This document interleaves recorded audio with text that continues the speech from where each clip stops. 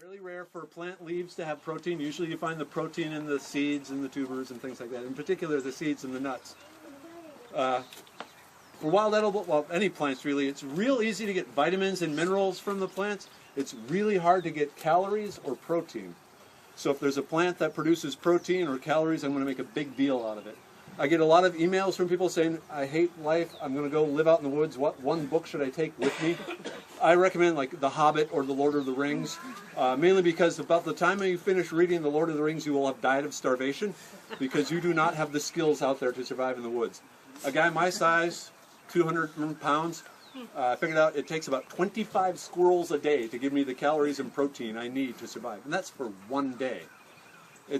You wipe out the squirrel population really fast. They were saying back in the Great Depression, there was not a deer, squirrel, rabbit, possum, anything found because they were all eaten. Which brings us back to the dandelion. Good source of protein in the leaves. You mind holding that for a minute, or you can pass it around. For those of you who don't know what a dandelion looks like, one's about to be passed around. We'll start with the flower. The flower, the edible part, is really tasty. I want to point out there's this green Kermit the Frog collar on the dandelion. If you're going to use the flower for anything, take that Kermit the Frog collar off. Make it a nude frog, and because that's going to be really bitter. Things you can make from this, you can make the jelly, the jam, the wine. My grandfather used to make a wonderful dandelion wine. But in those cases, again, you just take this off. Recently, someone posted a recipe for making a carbonated dandelion soda, fermented soda, which was really awesome. But the leaf part, or the flower part, you just want the yellow part, not the green part. The leaves, they're going to be bitter. They're considered a bitter green. Things like chicory, dandelion, sow thistle, cat's ear, crapus, other things we're going to see today, they're all bitter greens, and there's a couple of different ways to get rid of that bitterness to make it more palatable. The easiest, and probably the most disgusting, is just boil it. Boil it, 10 minutes, boil it. You end up with this green mass. It's edible. A lot of the bitterness is going to be removed from it, but it's just a really lousy way of boiling. Yeah, not good. My personal favorite, what I grew up from my mom, is wilting it with bacon grease.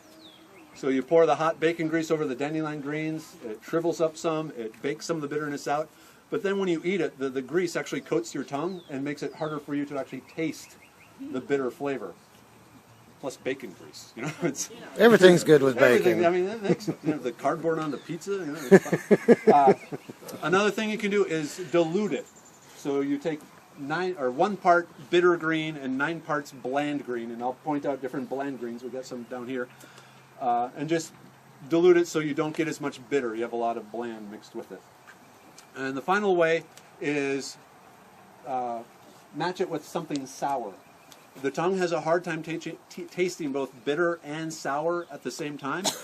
So if you can hit it with something sour, it will reduce the bitterness flavor. So like a red wine vinaigrette, or ideally an oil vinaigrette, olive oil vinaigrette mix, because the olive oil then kind of works like the bacon grease. I haven't found a bacon grease vinaigrette dressing yet, but I'm hopeful.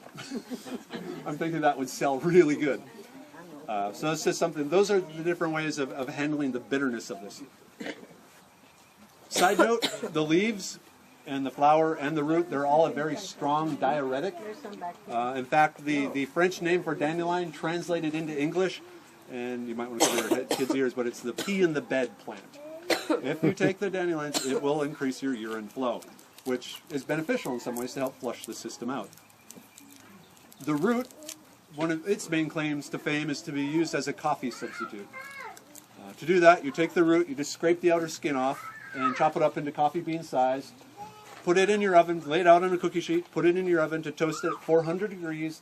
If you like a nice dark roast, let it get dark. If you like a more lighter roast, just lightly roast it. At that point then, once it's roasted, you throw it in your coffee grinder, grind it up, and then use it just like coffee grinds.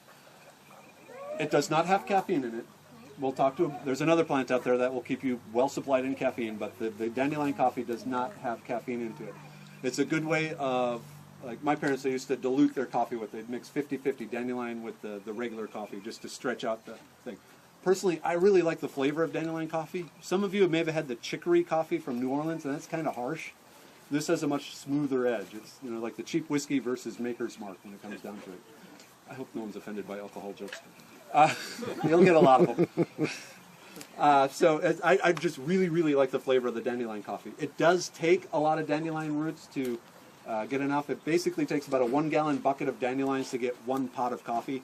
That's why I really recommend to dilute the coffee you have with it.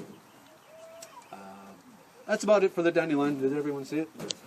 That's pretty common. Put you back in the hole.